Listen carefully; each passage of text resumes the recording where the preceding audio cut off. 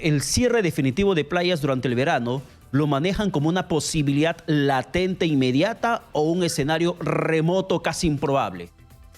No es una posibilidad descartada, pero en este momento no está en agendas. Nosotros no consideramos ahora, por lo menos, en este momento, que sea inevitable, que sea inexorable, inminente, digamos, que tengamos que cerrar las playas todo el verano. El ministro de Salud, Hernando Ceballos, se encuentra con nosotros en la comunicación para hablar en los siguientes minutos. Ministro, ¿qué tal? Buenos días. Bienvenido a Hablemos Claro de Exitosa Perú. ¿Cómo está? Muy buenos días. Un gusto conversar con usted y con los amigos de Exitosa. A su disposición. Ministro, por favor, para conocer si han estudiado el impacto y la eficacia de esta medida de determinar que 31 de diciembre y 1 de enero, las playas del litoral peruano se encuentren cerradas. Bueno, hay dos elementos que nos han llevado a esta decisión, que en general hemos conversado con el comando de las Fuerzas Armadas, policiales, incluso con el alcalde de Lima. La primera es la experiencia que tuvimos el año pasado. Justamente una semana, 10 días después de los eventos de Año Nuevo, tuvimos un inicio de segunda ola que fue realmente tremendo para nuestro país, con más de 90.000 personas fallecidas, que sumaban ya el resto de personas, que son más de 200.000 personas por el COVID, ¿no? Entonces es innegable que la aglomeración de gente, que la concentración excesiva de personas genera un contagio muchísimo mayor del COVID, ¿no? Ahora con las variantes que tenemos de Delta y de Omicron, pues que tienen mayor posibilidad de contagiar, esto se multiplica 3 y 4 veces más con mucha facilidad. Entonces, la experiencia nos indica que tenemos que hacer todo lo posible por evitar este tipo de concentraciones excesivas. Esto en primer lugar, y después la experiencia de Navidad, donde vimos todos lo que pasó en varias fiestas del litoral, donde varias, balnearios del litoral, donde la concentración de personas realmente desbordó la capacidad normal de aforo que tienen estas playas. Por eso se tomó esta decisión. Además, basta entrar a las redes para ver la cantidad de fiestas que se vienen organizando para Año Nuevo en las playas. Entonces, efectivamente, necesitábamos tomar la decisión, además para asegurar a la gente un buen verano, para asegurarle a la gente la posibilidad de que pueda asistir a las playas, que son espacios libres.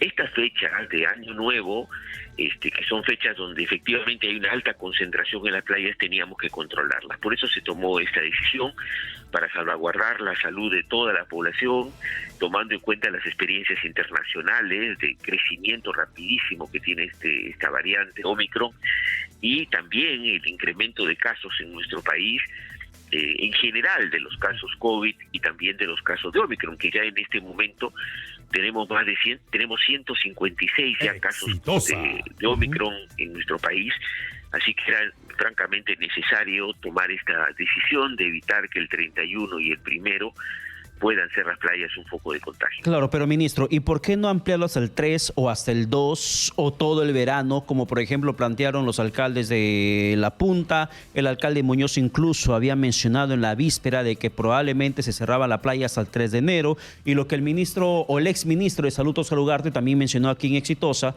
de que lo ideal sería que se cierre durante todo el verano. Bueno, nosotros hemos señalado que el hecho de cerrar las playas el 31 y el 1 no significa que se disuelven, que desaparecen las medidas de restricción y asistencia a estos lugares públicos. Eso se mantiene. Por supuesto, se mantiene el control del aforo para que las playas no tengan un exceso de gente, se mantiene la necesidad de asistir con doble mascarilla a la playa, de no consumir bebidas alcohólicas, de mantener el distanciamiento social. Las playas en general son ambientes abiertos donde las posibilidades de contagio no son muy altas, ¿no? Y de hecho son zonas de esparcimiento para la familia, que son necesarias. Lo que pasa es que para estas fiestas, justamente 31 y 1, la aglomeración de personas es mucho más alta, su probabilidad. Por eso el Consejo de Ministros llevó esta decisión, que fue la que finalmente se aprobó, y también conversando con el Ministerio del Interior, que la policía extreme los recaudos, no solo para que se cumpla el cierre de playas el 31 y el 1, sino además que el resto del verano se mantenga un nivel de control sobre el aforo a las playas y el consumo de bebidas alcohólicas, que está de hecho ya prohibido desde bastante antes, así como cumplir el distanciamiento social, ¿no?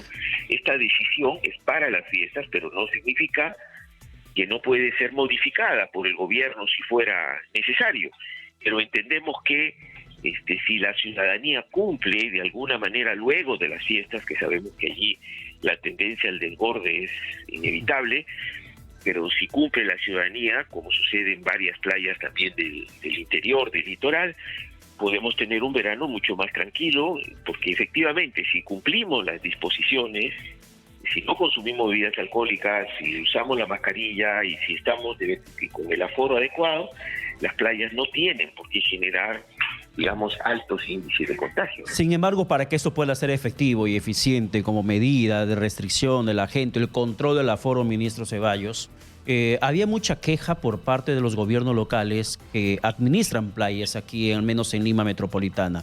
Conversamos transcurso de esta semana con el representante de la Municipalidad de Chorrillos y también con el alcalde de La Punta, y ambos nos mencionaban que había una limitación logística para que puedan contener la avalancha, el mar humano que se terminó volcando el sábado 25 y el domingo 26. Y ambos, por ejemplo, nos hablaban de que a lo mucho contaban con 100 personas como capacidad de respuesta dentro de la municipalidad, pero escasamente con respaldo policial. Y eso ha hecho, como usted de hecho que habrá visto en las imágenes, que en el caso de la playa Agua Dulce de Chorrillo, la gente incluso rompa el cerco que se había puesto para hacer el control respectivo del aforo y controlar que no se esté ingresando bebidas alcohólicas. Fue finalmente un caos total el que se vivió en la playa Agua Dulce. Similar situación de gente que se terminó volcando a la playa fue en La Punta. Entonces, la limitación es la logística con el respaldo policial. Las Fuerzas Armadas, que usted lo acaba de mencionar, van a ser partícipes de este control de aforo y de acceso a las playas durante los días que estén prohibidas sus usos. Bueno, este es un tema que justamente nos preocupó apenas tomamos contacto con las autoridades municipales. Y está claro que hay un tema de responsabilidad ciudadana muy importante, pero también de la fuerza del orden. Por eso tuvimos una reunión justamente para tomar estas decisiones con el Comando Conjunto de las Fuerzas Armadas, con el general encargado de la Policía Nacional del Perú, para poder evaluar esta situación. Y lo que señalamos con claridad luego de la reunión fue que las fechas estas establecidas, de 31, primero, necesitamos evidentemente cerrar la playa. Dijimos, cerrar la playa por más esfuerzo que haga la Policía Nacional, la gente el 31 va y acampa en las playas, el primero se consume licor, entonces no es conveniente. A partir de allí hay que tener cuidados, hay que controlar el aforo, hay un compromiso de la Policía Nacional para que las playas puedan ser abiertas con los controles respectivos. ¿Y el rol de las Fuerzas Armadas, ministro?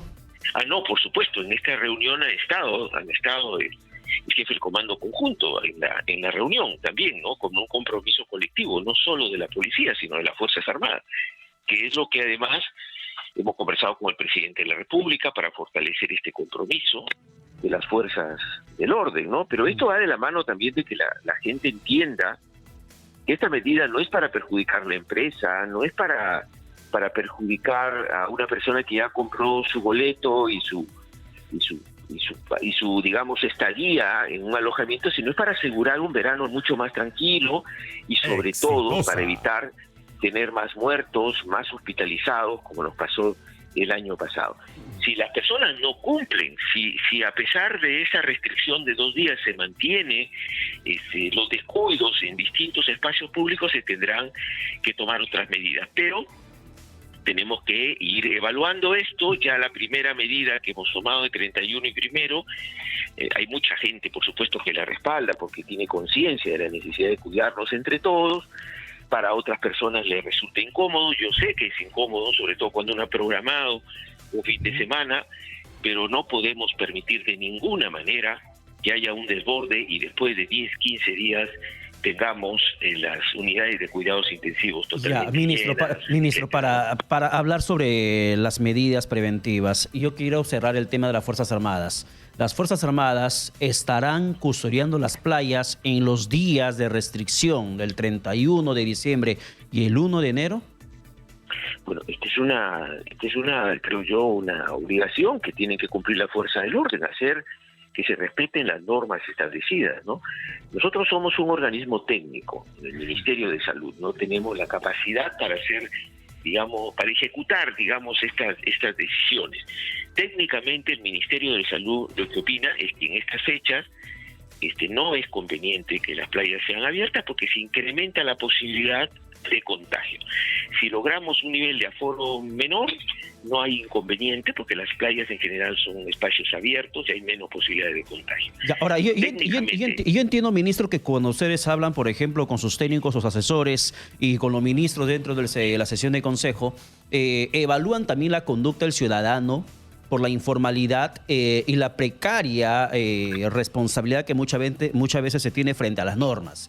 Y eso se ha visto de manera recurrente. Exitosa. Entonces, ante esa situación, ese escenario real, el cierre definitivo de playas durante el verano, ¿lo manejan como una posibilidad latente inmediata o un escenario remoto casi improbable? No es una posibilidad descartada, pero en este momento no está en agenda. Nosotros no consideramos ahora, por lo menos, en este momento, que sea inevitable, que sea inexorable, inminente, digamos, que tengamos que cerrar las playas todo el verano, ¿no? Porque recorremos, vemos distintas playas, los escenarios son distintas, puede ser que algunas playas se tome una decisión más radical, puede ser que en algunas playas se tome una decisión más radical, pero cerrar todas las playas del litoral durante todo el verano, en este momento no está planteado. Uh-huh. ¿Y el nivel de coordinación que se tuvo con las municipalidades cuál es? Porque son directamente las obligadas o las llamadas a ejecutar las normas que su sector está dictando. Bueno, esta es una decisión más allá de la coordinación con las municipalidades que se toma en Consejo de Ministros, ¿no? Por la magnitud del tema.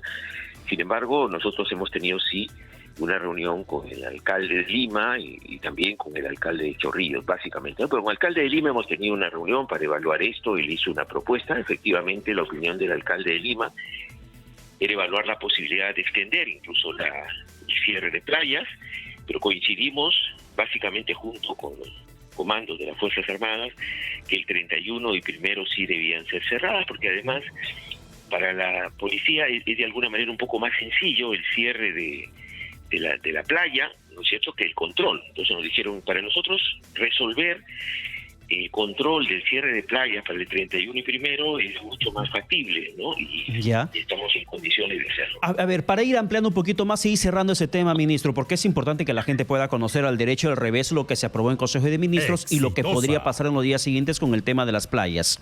El gobierno, como tal, dicta la medida que 31 de diciembre de 2021 y 1 de enero de 2022 las playas del litoral estén cerradas. Esto a nivel nacional. Pero cada gobierno local, cada municipalidad, por su propia cuenta, podría extender el tiempo en el que permanecerán cerradas las playas. Por ejemplo, que Chorrillos diga, no, nosotros cerramos hasta el 5, nosotros cerramos hasta el 3 de enero. ¿Esto está respaldado legalmente? ¿El gobierno avalaría o de todas formas cada gobierno local, municipal, tendría que sujetarse a lo que se está dictando? Cierre de playas solamente 31-12 y 1-1. No, sí son atribuciones de los gobiernos locales. Los gobiernos locales pueden evaluar las condiciones sanitarias y restringir o impedir el acceso a una playa si consideran que eso atenta contra la salud pública. Esas son facultades de los gobiernos locales. Y nosotros, por supuesto, vamos a respetar, en la medida en que sean coherentes, por supuesto, las decisiones, pero vamos a respetar las decisiones de los gobiernos locales, porque la realidad de cada uno de los municipios es diferente, ¿no? Hay municipios que tienen playa y el aforo de la gente es mucho menor que otros, ¿no? ¿Por qué es que se toma la decisión, Pedro, de decir, bueno, vamos a cerrar todas las playas? Porque lo que pasó el año anterior, el año pasado, con cierre de playa, es que la gente se va a otra playa. No, es decir, me cierré en esta, me voy a otra, ¿no? Y entonces eso impide un control más o menos serio, sensato de la situación. Pero los gobiernos municipales pueden tomar la decisión, por supuesto. Cada municipio tiene una realidad diferente en el caso de las playas. Ujú. Claro, pero ¿y cómo responder, para terminar, ministro, con ese tema? ¿Cómo responder a aquellos que, por ejemplo, dicen, ¿y por qué me prohíben el ingreso a una playa si constantemente me han dicho que hay estudios que certifican que los espacios abiertos como las playas no son contagiosas? Porque hay muchos que se van a levantar con esa voz de protesta que incluso hasta demandas pretendían hacer el año que pasó. Porque una cosa es estar en una playa cuyo aforo es 1.000 y estas 1.000 personas, que tengamos allí 10.000 personas. Es decir, ya deja de ser un espacio abierto. Generalmente la gente en la playa tiende a sacarse la mascarilla, porque además la indicación es usar la mascarilla cuando uno está en la arena o en las rocas, si es una playa así, y sacarse la mascarilla solo para ingresar al mar. Pero la gente, por lo general en la playa no cumple eso. Y también la ingesta de bebidas alcohólicas es muy alta en las playas de nuestro país, ¿no? Sobre todo en las playas más conocidas.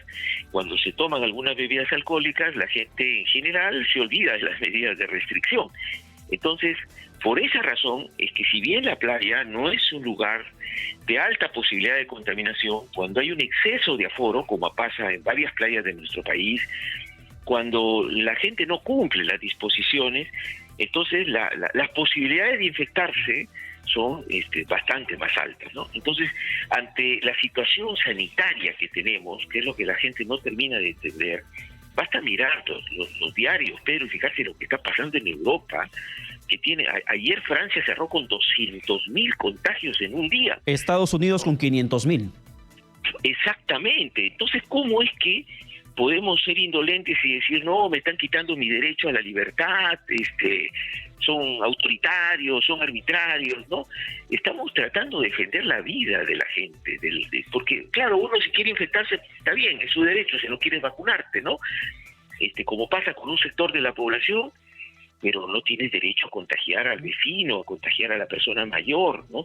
Y en la playa no solo van jóvenes, van personas mayores, ¿no? Entonces la gente corre con la pelota, toma un trago, se acerca a otras personas, ¿no? Y la posibilidad de contagiarse existe si hay un aforo excesivo, ¿no? Entonces ese es el sentido de decir, bueno, 31 y 1 sabemos que es súper incómodo para la gente, pero vamos a cerrar las playas. Y para aquellos que tengan su casa privada, que su casa de playa, como lo tienen algunos balnearios exclusivos. No, eso es diferente, porque la gente puede asistir a la playa. En realidad la restricción es en la zona de arena o en la zona de rocas colindante al mar, ¿no? Las calles, digamos, la zona donde se transita para montar bicicleta, para correr, ¿no? Lejos de la zona de arena o que no sea la zona de arena, por supuesto que puede ser utilizada. La persona que tiene su casa en la playa o que vive en la playa puede ir sin ningún problema. El tema central es evitar la aglomeración en las zonas donde todos sabemos que se produce, que es donde está la zona de la arena o la zona de las rocas o en algunas piscinas que son excesivamente concurridas, ¿no? Ya, pero que quede clarísimo, ministro Ceballos, para aquellos que tengan su casa de playa. Porque ellos escuchando, por ejemplo, dicen espacios públicos, bueno, mi casa es una casa de playa, tengo mi playa casi privada, si no privada. Yo puedo, si tengo mi casa de playa, yo puedo meterme al mar, puedo disfrutar con mis amigos, con mi familia, con la gente que me visita, ¿puedo meterme al mar, disfrutar de la arena? No, eso que quede claro. El ingresar a la zona de arena que da al mar o estar en la zona de roca que da al mar no está permitido. Si uno tiene su casa, como pasa, por ejemplo, con la gente, los pescadores, por ejemplo, que tienen su casa frente al mar, por supuesto que tienen que estar en sus casas y no hay problema, ¿no? De hecho, esto tiene una aplicación desde el punto de vista práctico para las zonas, para las playas donde concurre la gente, ¿no? Y se pueden generar aglomeraciones, masificaciones excesivas. Pero la gente que tiene su casa en la playa puede estar en su casa. Lo que no puede en estos 2 días es bajar al mar y compartir en la arena como si fuera un día cualquiera. En estos días sí va a haber restricción, 31 y 1. Yeah. El resto del verano, por ahora, no existe este tipo de restricción de no asistir a esta zona de arena o de rocas, pero sí con las medidas que hemos señalado, ¿no? Cuidando los aforos, con la mascarilla, etcétera, ¿no? Y el tema de las reuniones sociales para la fiesta de fin de año. No, está totalmente prohibido, no de ahora, esto no es una decisión de ahora, es un decreto supremo que ya es del año 2020.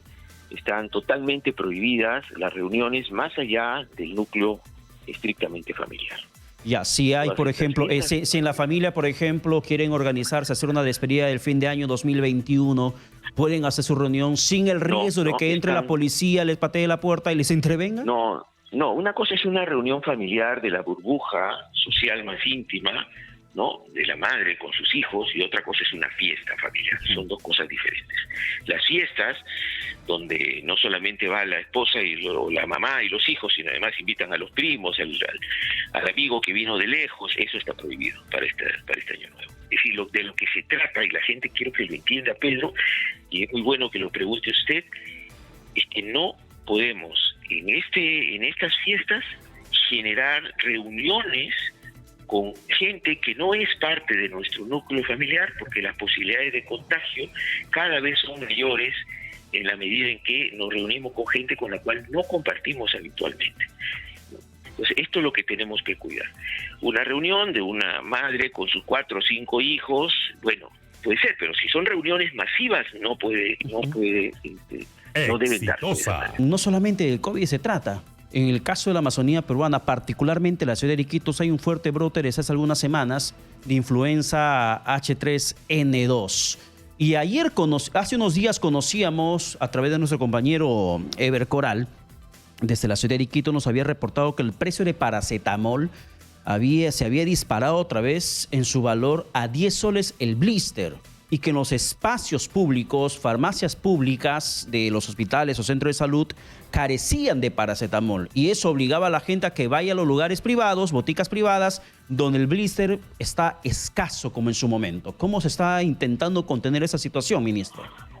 Bueno, no, estoy sorprendido por lo que me dice, porque la provisión de medicamentos se ha mantenido siempre para la región de Loreto. Puede ser que en algún establecimiento en particular no hayan cuidado bien el stock, pero la provisión de medicamentos está asegurada para Loreto. Esto se ha coordinado con la Dirección Regional de Loreto, y también las medidas respectivas de la vacunación contra la influenza, que se está vacunando. Afortunadamente la gente está respondiendo, se está vacunando de manera descentralizada, se han fortalecido los servicios con médicos pediatras también, médicos internistas, para poder atender a la población y mejorar todavía los niveles de vacunación que tenemos, ¿no? Nos preocupan los niños y también, por supuesto, a las personas mayores de 60 años. Así que ya se ha dispuesto una vacunación masiva, no solo en Loreto, también hemos mandado brigadas a Ucayali para profundizar la vacunación en estas regiones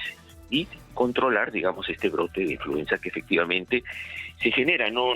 Periódicamente lo tenemos en distintas zonas, sobre todo la zona fronteriza de nuestro país. Claro, aunque en las últimas semanas no solamente se dio el caso en la ciudad de Iquitos de la H3N2, sino también se dio en Río de Janeiro, en Brasil, como también en República Dominicana. Son países donde han reportado este brote epidémico bastante fuerte. ¿Esto conllevaría a un posible escenario que se declare en emergencia a la ciudad de Iquitos por este fuerte repunte de H3N2? Bueno, los reportes que tenemos de nuestros equipos que ya están en Iquitos es que la situación está controlada, digamos, en el sentido de que ya empezaron a tomar las medidas, mejor dicho, se han profundizado las medidas en relación con el caso de la influenza, ¿no? Entonces, no, en este momento se está vacunando masivamente de manera descentralizada en varias provincias de Loreto, también, le repito, en otras regiones del país. Así que por ahora lo que estamos es siguiendo cómo marcha la vacunación, cómo van avanzando las cosas, y la provisión de medicamentos es la adecuada. Y después, bueno, se tomarán las medidas de acuerdo a cómo vaya la evolución epidemiológica en general de la región en relación con la influenza. Claro, pero ministro, entendiendo que la gente se mueve constantemente, hay una situación de viaje correspondiente entre Iquitos, Lima, Iquitos, y alguien que puede irse a Iquitos puede pescar esta influenza, o alguien que venga de Iquitos para la capital pueda generar también un tema de contagio a su entorno más cercano. ¿Se ha previsto una campaña de vacunación contra la influenza para el resto del país? No, la vacunación contra la influenza está presente en todo el país. Nosotros no solamente estamos intensificando la vacunación en Iquitos, en Loreto en general, sino además la vacunación del calendario regular, donde hemos avanzado.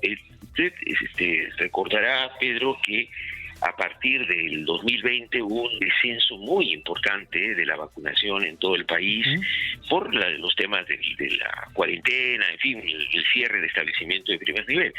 Actualmente, al aperturar la mayoría de los establecimientos de primer nivel que ya están funcionando, esto nos ha permitido extender las campañas de vacunación a todo el país. De hecho, hay un incremento importante en los distintos grupos etarios con la vacunación, sobre todo con los niños más pequeños, a través de las vacunas contra el sarampión, la pentavalente y las otras vacunas que son parte del calendario regular, para lograr los niveles que siempre tuvo el Perú, que fueron muy buenos y que a partir de la pandemia pues descendieron, pero se está vacunando en todo el país.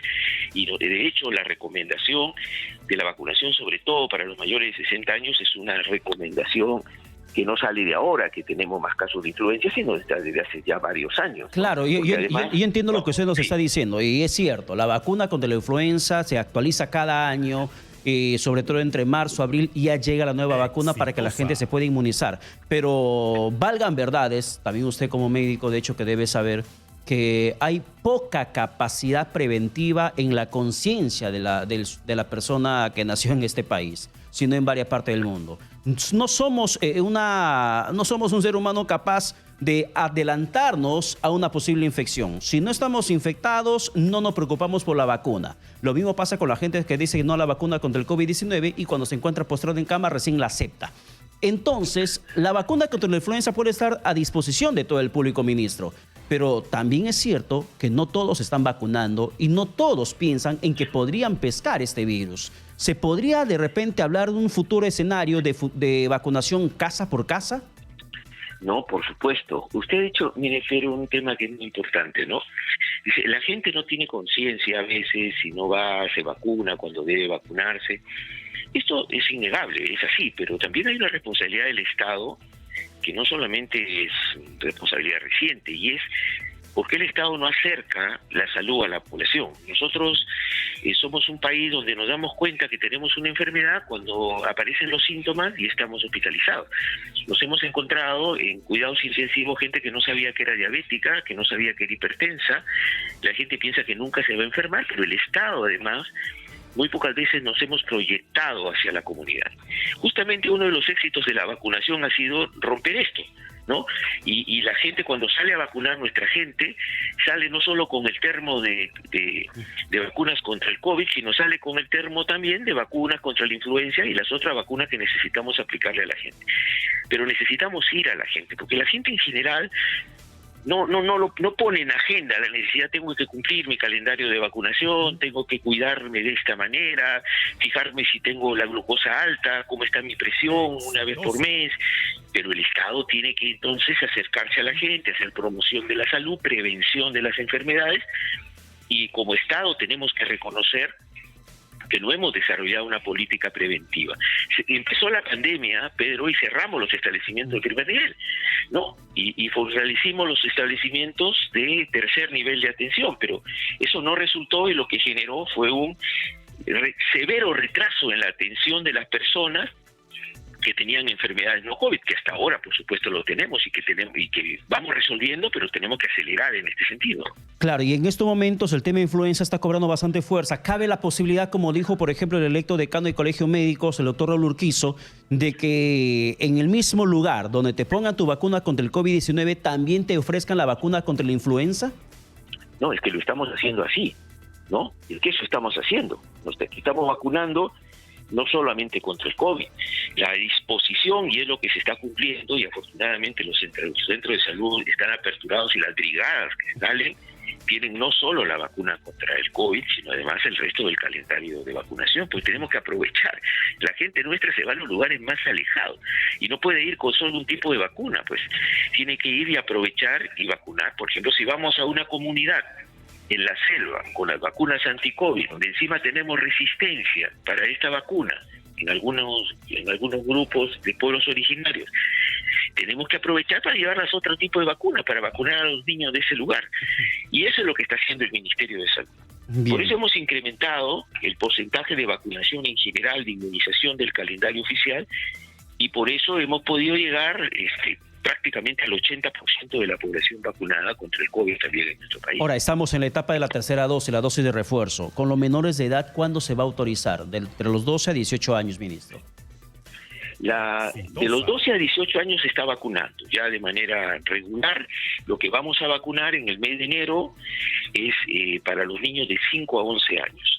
Ya tenemos la provisión de vacunas, ya tenemos asegurado los lotes respectivos, y en el mes de enero vamos a empezar esta vacunación con toda seguridad, porque ya se han asegurado las vacunas, tenemos las brigadas, y queremos llegar al mes de marzo con un porcentaje importante de los niños del país también vacunados contra el COVID. Ya, en el tema de 12 a 18 años le preguntaba en la dosis de refuerzo, ¿o también se termina sometiendo al cronograma establecido, como usted lo había mencionado el pasado 20 de diciembre, que toda persona cumplida los 3 meses se puede vacunar con su dosis de refuerzo? ¿También aplica para los menores de 17 hasta los 11, 12 años?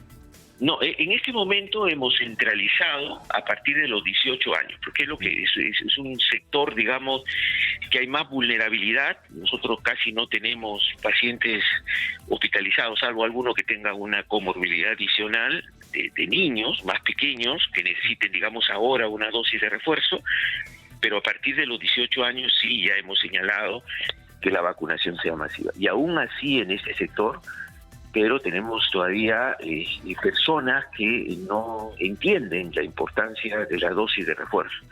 De hecho, todavía tenemos un porcentaje importante de ciudadanos que no se aplican las 2 dosis, sabiendo y ya teniendo pruebas concretas, ¿no?, de que las personas cuando se hospitalizan, las posibilidades de fallecer son 20 veces más en las personas que no tienen las 2 dosis que en las que lo tienen. O sea, es importantísimo la vacunación para evitar no solo los contagios, mayor cantidad de contagios, sino evitar que nos agravemos. Y todavía tenemos, yo diría, un 20% de la población peruana que no está vacunada, y esto significa 5 millones de peruanos. Sí, pero ministro, usted nos había mencionado una cifra de un país europeo, se me fue el nombre, y yo le había mencionado el tema de Estados Unidos con 500,000 casos nuevos de Omicron. Sí. Sin embargo, sin embargo, lo que se conoce es que también gran parte de esas personas infectadas son menores de edad, son niños.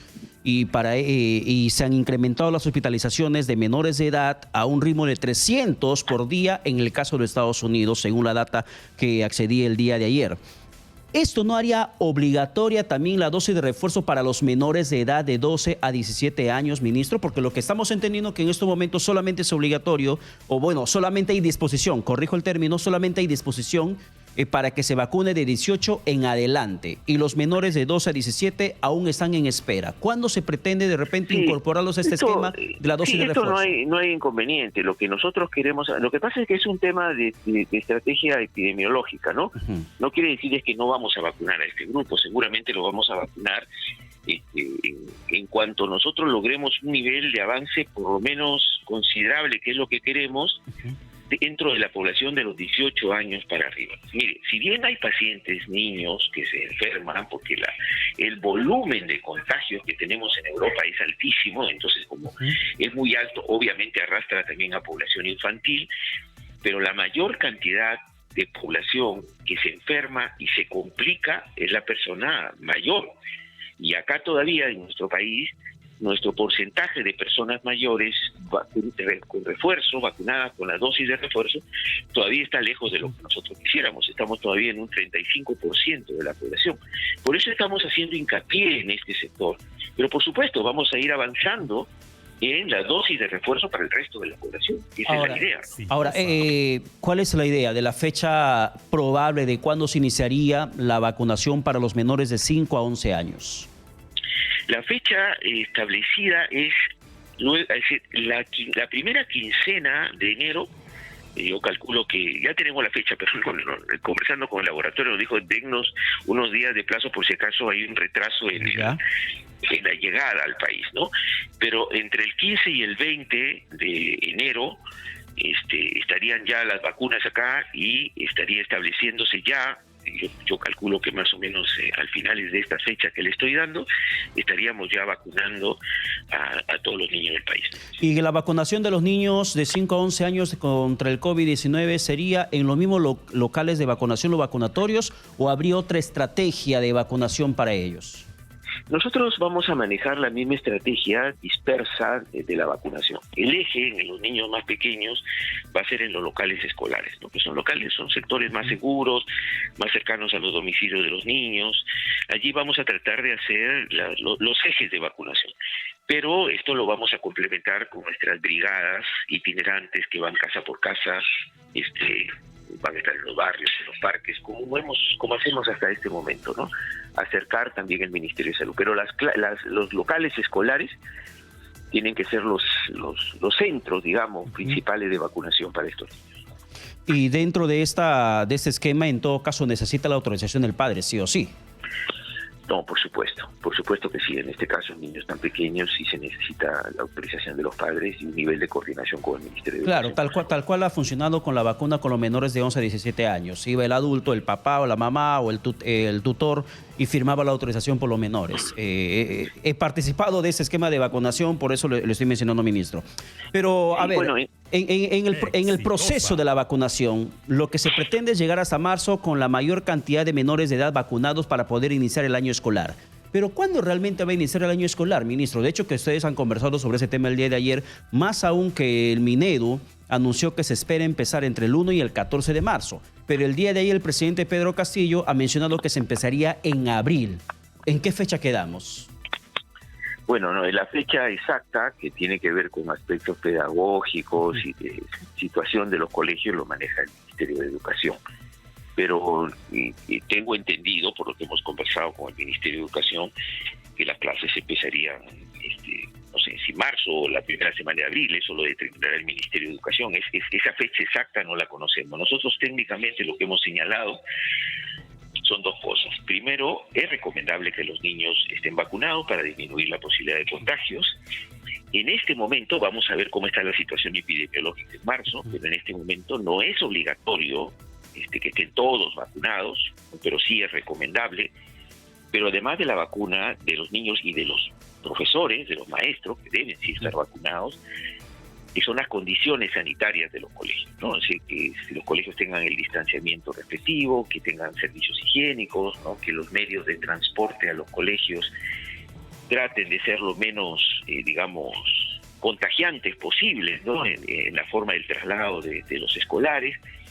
Estos son temas técnicamente que deberían respetarse para asegurar que los niños no se nos contagien más en el inicio de clases. Claro, yo entiendo que eso es una competencia directamente del Ministerio de Educación, pero la pregunta lo hacía en el sentido de, porque intuyo, no soy ministro de Estado, no soy asesor de ministro, pero intuyo que, por ejemplo, en la sesión de Consejo de Ministros, cuando van a adoptar una medida como el tema educación o el tema laboral, siempre de por medio está el esquema de vacunación. ¿Cómo va avanzando la vacunación para que, de acuerdo a ese esquema, el avance, el progreso, se puedan tomar medidas, como el caso, por ejemplo, de reinicio del año escolar? Y dentro de esta estrategia, puede ser una realidad más adelante que se disponga que los menores que también acudan a las escuelas tengan la dosis completa de vacunación con sus 2 dosis, así como se estaba exigiendo a los docentes que van a regresar a las aulas.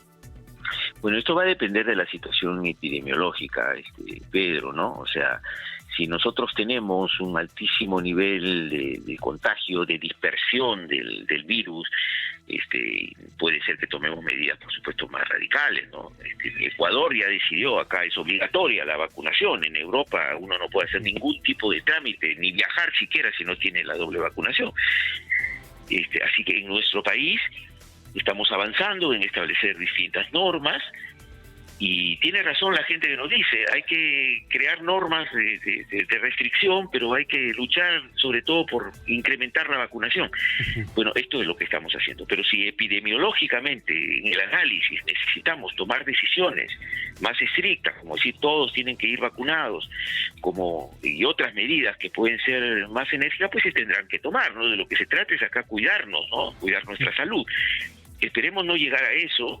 Hasta ahora el Perú viene conteniendo la pandemia fruto de la vacunación y esperemos que más gente se vacune, más gente se ponga la dosis de refuerzo. Con la dosis de refuerzo sí paramos, digamos, la transmisión del virus, por lo menos en un 75-80%. La dosis de refuerzo nos permite evitar los contagios y las otras 2 dosis nos evitan agravarnos. Entonces, este es el objetivo fundamental. Iremos tomando medidas, seguramente, en la medida que marche el proceso de contagio, de enfermedades en nuestro país. Si logramos pasar el verano y que no nos desborden estos casos, pues podremos tomar medidas no tan estrictas, ¿no? Las necesarias para cuidarnos. Pero si tenemos que avanzar en medidas más enérgicas, pues se tendrá que hacer, ¿no? Pero, ministro, si hablamos de la educación, también no solamente corresponde el tema de la vacuna, sino también el tiempo de exposición de los menores de edad. Y sobre ello, por ejemplo, la viceministra de Gestión Pedagógica, el menudo, nos había mencionado aquí en Exitosa que 4 horas era la recomendación técnica del MINSA para que se pueda evitar un contagio en los menores de edad. Pero existe, y me quedé con la duda si existe la base científica técnica que fundamente que 4 horas impide el contagio, ministro. No. Yo justamente he conversado con los viceministros sobre esto y creo que la viceministra no lo interpretó de la manera más adecuada, me parece, porque es verdad, necesitamos empezar tomando en cuenta los tiempos que pueden permanecer los niños en los colegios, pero nosotros no hemos dicho 4 horas es el tiempo establecido para evitar que se contagie un niño. Eso no lo hemos señalado como Ministerio de Salud. De hecho, depende de varios factores, no solo del tiempo que puedas estar allí, sino del ambiente en el cual vas a estar, ¿no? Y no es lo mismo además qué espacios de recreación tienes también, ¿no? Depende de varios factores. En mi opinión, sí puede ser conveniente empezar las clases no con horarios tan prolongados, ¿no? Pero esto es una decisión no del Ministerio de Salud, sino francamente del Ministerio de Educación. Yo no le quiero tirar la pelota al Ministerio de Educación. Nosotros lo que hacemos es técnicamente señalar las condiciones en las cuales se podrían iniciar las clases de la mejor manera, ¿no? Y es lugares adecuados, con ventilación, con distanciamiento social, los niños con mascarilla, los niños se recomienda que estén correctamente vacunados, y las disposiciones técnicas que damos como Ministerio de Salud. Ya, ahora yo entiendo después, que 4 o 3 horas. Pero, ministro, yo entiendo que la decisión de las 4 horas la tomó según la base técnica que le alcanzó cada viceministro de su sector, y eso es lo que hemos entendido, de que no hay mayor explicación que esa. Sin embargo, ¿en qué se diferencia las clases en zonas urbanas como en zonas rurales? Porque en zonas rurales, por ejemplo, se dice que será la jornada normal, regular, que son más de 4 horas, son 5 a 6 horas, y además que son de manera obligatoria, son no negociables para los padres de familia. ¿Cuál es el criterio que el MINSA ha manejado para que se diga, por ejemplo, en zonas rurales las clases pueden ser regulares como siempre, como antes de la pandemia, mientras que en zonas urbanas las clases tienen que ser con tope de horas? No, es que eso no está establecido así por el Ministerio de Salud. Nosotros lo que hemos señalado son las condiciones en las cuales se tienen que dar las clases. Obviamente se entiende que en las zonas rurales puede haber mejores condiciones de espaciamiento físico, pero no siempre es así, ¿no? Entonces nosotros no podemos decir que en las zonas rurales se tiene que ser de una manera y en las zonas urbanas de otra, porque eso depende de las condiciones de cada unidad educativa, ¿no? Ya, en todo caso, ministro, ¿usted con qué versión se queda? ¿O de repente sería usted alguien que opine a favor de que se revise este protocolo de regreso a las clases? De que se revise, se perfeccione, porque todo es perfectible. Aún no estamos iniciando el año escolar y podría corregirse en el tiempo. Bueno, pero es que ese no es un tema que hemos definido nosotros como Ministerio de Salud. Yo he conversado con los viceministros, justamente Pedro, y les digo, dime, este tema de los horarios de clases que escuché ahí en algunos medios, ¿está establecido? ¿Ustedes han conversado de esto? No, nosotros hemos señalado pautas generales, ¿no?, de cómo se tiene que manejar técnicamente para disminuir la posibilidad de contagios. Pero de ahí a que son 3 horas, 4 horas, 5 horas en la zona rural sí, en la zona urbana no, eso depende de los centros educativos y del criterio del Ministerio de Educación, francamente, no del Ministerio de Salud. Nosotros no podemos decir al Ministerio de Educación tiene que tener 3 horas a los alumnos, 4 horas, eso depende del lugar donde estén dando clases, ¿no?, de las condiciones concretas. Bien, me queda bastante claro ese punto por su parte, ministro. Pero para terminar, el tiempo nos ha ganado. Para terminar, necesito su opinión como ciudadano y el país también necesita escucharlo usted como ministro de Salud en torno a este informe de la Contraloría General de la República que ha determinado que hay un pago de 2.3 millones de soles por 450 concentradores, que en realidad termina siendo un perjuicio económico, porque son 450 concentradores destinados a establecimientos médicos de primer nivel de atención que no cumplían con la totalidad de las condiciones, especificaciones técnicas requeridas. Y a la par, habían sido enviadas a centros de salud que ni siquiera requerían, no lo habían pedido y tampoco tenían las condiciones para poder ponerlas en funcionamiento, ministro. Sí, así es. Sí, ese es un tema que yo tenía ya conocimiento. En realidad no es un tema de mi gestión, es un tema anterior, pero es un tema que hay algunos servidores que se les ha iniciado proceso administrativo, ¿no? Ya de antes de que yo llegara a la gestión, y se está en plena investigación por la Contraloría, por los órganos de control interno del Ministerio de Salud, para finalmente aclarar esta situación, ¿no? ¿Por qué razón es que estos concentradores no cumplen con las especificaciones técnicas? Porque le han costado dinero al Estado y eso tiene que resolverse y sancionarse si ha habido realmente la falta que está señalada por Contraloría. Claro, una cosa lo que dice Contraloría y otra cosa la acción que Procuraduría del Ministerio de Salud podría tomar en cuenta para iniciarse diligencia ya a nivel fiscal. ¿Se ha hecho esa acción? Y sí, ya se iniciaron procesos administrativos a estas personas, ¿sí? Yo he tenido justamente ayer, cuando me enteré de la noticia, pedí un informe sobre esto y me lo alcanzaron. Sí, son exfuncionarios, ya no están en el ministerio, no tienen cargo en este momento, son exfuncionarios de la gestión anterior que están siendo investigados y procesados, se les ha aperturado proceso administrativo en el Ministerio de Salud. Es un proceso que continúa en este momento. Bien, ministro Ceballos, muchas gracias por la conversación aquí en Exitosa Perú. Que tenga buen día.